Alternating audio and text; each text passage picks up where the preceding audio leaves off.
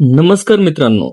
सरकारी कर्मचारी आणि पेन्शनधारकाच्या पगारामध्ये दरवर्षी वाढ होण्यामागे सर्वात महत्वाची भूमिका कोणाची असते हे आपल्याला माहिती आहे का? ती म्हणजे महागाई भत्ता अर्थात आपला डीए. पण हा डीए नेमका काय आहे? तो कसा ठरवला जातो आणि प्रत्येक 6 महिन्यांनी सरकार डीए का वाढवत असते? आज आपण याच महत्वाच्या विषयाची संपूर्ण माहिती जाणून घेणार आहोत. मित्रांनो, महागाई वाढली की बाजारातील वस्तू, इंधन, शिक्षण, आरोग्य आणि दैनंदिन खर्च हा वाढत असतो.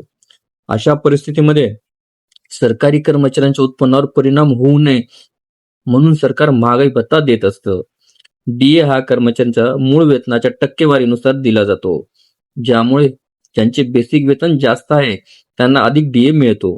विशेष म्हणजे डीए हा पूर्णपणे करपात्र असतो. आणि व्हिडिओला सविस्तर बघण्यासाठी कृपया डिस्क्रिप्शन बॉक्समध्ये दिलेल्या लिंकवर क्लिक करा आणि संपूर्ण व्हिडिओ पाहावा.